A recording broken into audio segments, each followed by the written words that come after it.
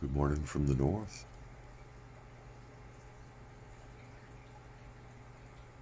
Looks like she got through the night.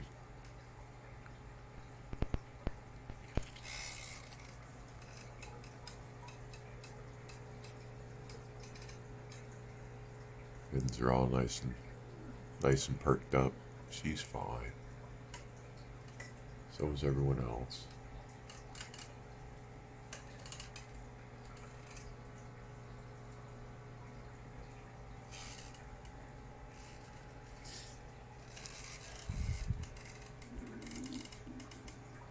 Of course, there's been some discussion about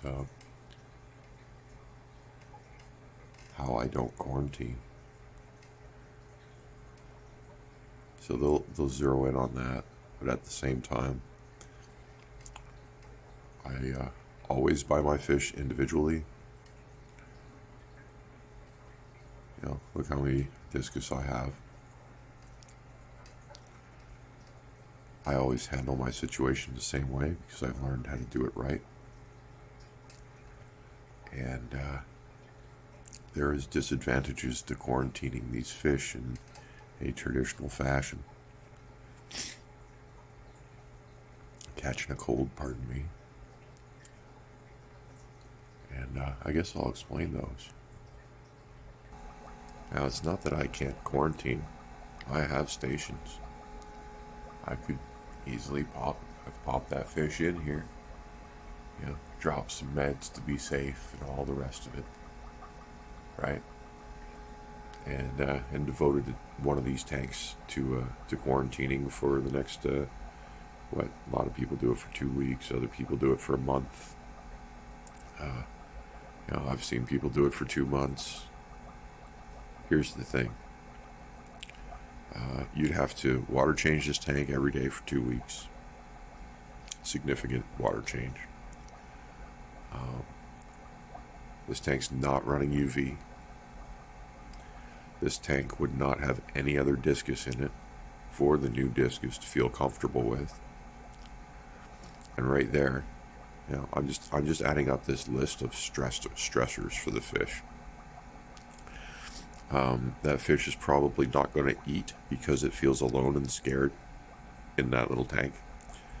All the disruptions we're going to have to do because it's a small volume of water. Doing water changes is going to continuously stress the fish on a daily basis. Continuing the I don't want to eat thing that discus want to do. Okay, if they're not comfortable, you bring them in a new environment. They've been shipped recently, whatever it is. They're going to get stressed out and they might stop eating. So a lot of people are going to be like, "Oh, you didn't quarantine, Discus North. You're just a dummy." But the truth is, if you know how to pick your fish, okay, and you know how to identify a sick fish and the situations that will lead you to buying a sick fish, or if you even think you brought a sick fish home, then of course you quarantine it. But when you're buying fish from a source that's never caused you a problem, in my city, that's Big Al's. I buy my discus there. They're always phenomenal, and they never die. So I trust them, and I bring my fish home. I acclimate, and I do a plop and drop straight into my main tank. I've already assessed the fish, and I see how they're shipped. I see how they come in medicated waters from a professional, organization that provides discus probably to countries all over the world. And I just know they're clean fish. In this case here with her, I also know she's a clean fish because I've seen all the other fish that lived with her, and they're all big and huge, and she wasn't even the biggest one. She's the biggest blue female. They're all eating healthy. They're all doing fine. So, if now I could be paranoid and stick my fish over in my quarantine / breeding stations, I could do that, okay? But then she would be alone right now, paranoid, she's already eaten. She was eating krill flakes. She likes the apologies, North Fin krill flakes. She absolutely loves those, and I gave her two different kinds. She wants the North Fin, so and they're really nutritious. So I've already got. And when a discus eats flake, it's in good shape. Like flake is the last thing a discus will eat. So if a discus wants to eat flake, it's a healthy discus. Like that's just a sort of rule of thumb thing. So I know all the signs. I know all the shapes. I know what sick looking eyes look like. I know what a sick looking face looks like, and a sick looking forehead looks like, and I know where the muscle needs to be. Now I can say that I need to fatten her up a little, and I can say that she's showing me signs that she was living in a system without strong UV. But aside from that, she's absolutely perfect, and being here is going to really set her up.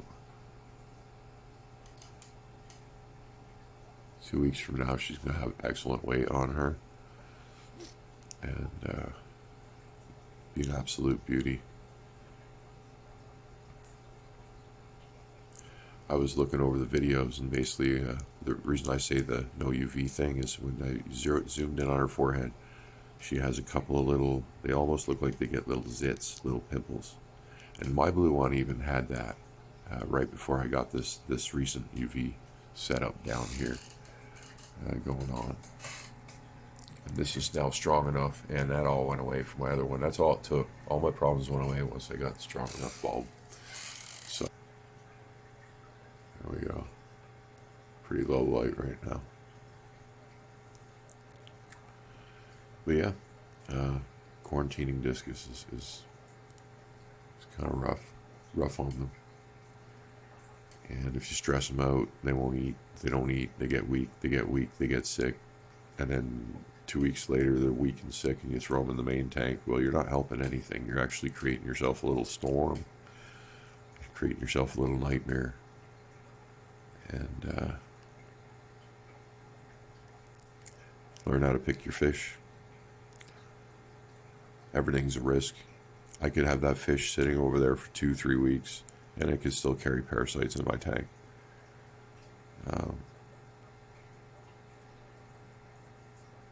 I do what I feel is best. And if I even thought there was a problem, I would start medicating foods, which is what I normally do when I introduce a new fish, but I don't see a problem with this fish. I'll know more once I see it poop for the first time. I haven't seen that, but I'm not concerned. She's good. She didn't even come through the pet shop chain. She's been owned for a long time, and he's a bare bottom sort of setup guy. So he'd be lots of water changes, and he's just given up. He's selling them off. So he's got one more I want to pick up. We'll see what happens with that. I signed up for Buy Me a Coffee because YouTube's being YouTube, and slow rolling me basically.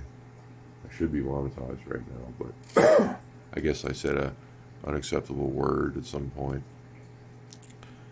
So now I'm not on the right side of their political spectrum. But I got that I buy a coffee or buy me a coffee thing set up. I'll put a link in the description.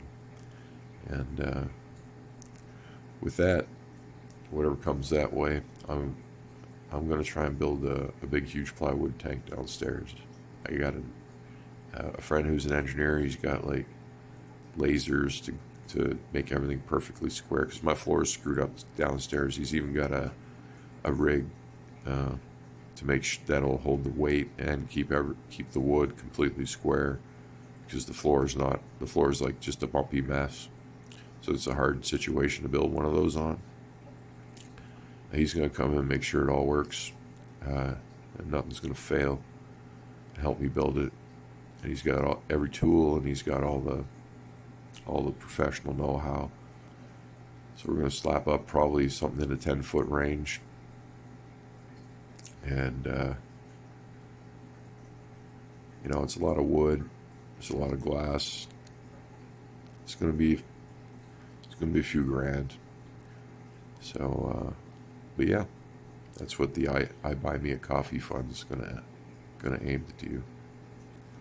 We'll see what happens. You never know. But start slapping that link on in the description of my videos. We'll see how it rolls. It's pretty much the same thing you get with the donate button anyway, so it's just a different spot. It's just like PayPal or Patreon.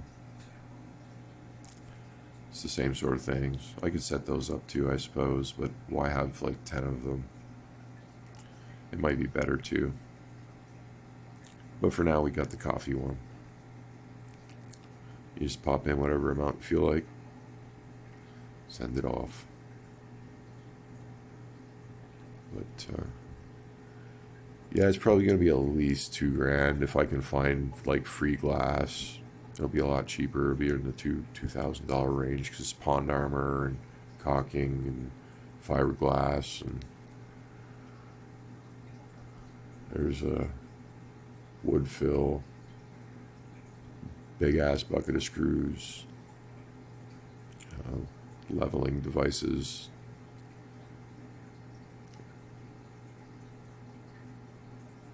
But it'll be a build, and I've already got an engineer who's going to donate his time to make sure it's done right for me. So I started talking about it, and he's like, I love doing that because he's a fish keeper too. He's like, I'd totally come help you. So that pretty much the thing that was scaring me is if I build it, it'd probably flex and leak. That's, I'm not a pro at that stuff. So, but if he's there, he'll know exactly how to structure it and make sure that it doesn't fail for the lowest possible price, and everything will be safe, and I won't have to worry. So I've got the engineer, carpenter, guy with every tool known to man sitting in the background. Now I just got to muster up a couple grand in materials. I don't think I can grab scrap wood for this project because it needs to all be square and perfect and machined. So that's the pitch. That's what we're going to go for. I'll just leave that coffee fund sit there until it's got enough money. Buddy, I'll say, Buddy will figure it out, give me a number, and when that coffee fund hits that number, we'll slap up that tank downstairs. It'll be a big monster tank.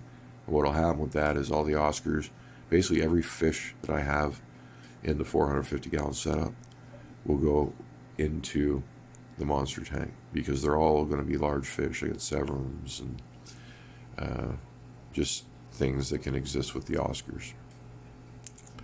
And then we'll add some more. We'll get some geos in there, maybe an arowana. So that's the direction we'll go with that big tank. And the 450-gallon flow system, I'll just turn the temperature up, and that'll become more discus habitat. And I'll have like all those 4 tanks running discus as I start because I'm going to be breeding. Like these puppies are going to all start getting the right age, and I'm going to have pairs all over the place. So I have to expand out. And the fish that are living in the 450-gallon system right now, they're seasoning that system for me beautifully, right? So it's all the biology is all set up. Everything's nice. So I got to get this big tank built, shift all the big Amazon fish into the super tank, and then I get to hijack the 450-gallon flow system for discus. And all I got to do there is turn the temperature up, and it's ready to go.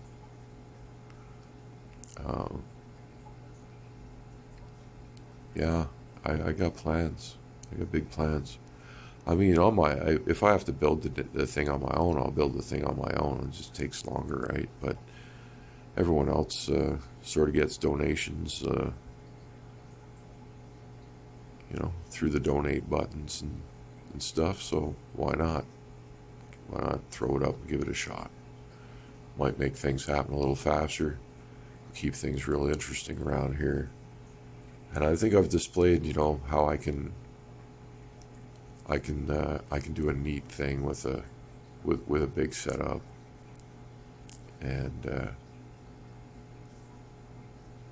yeah, if you want to watch me play,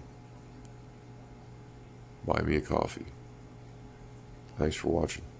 Hope you all have a wonderful morning. We'll catch you on the next one.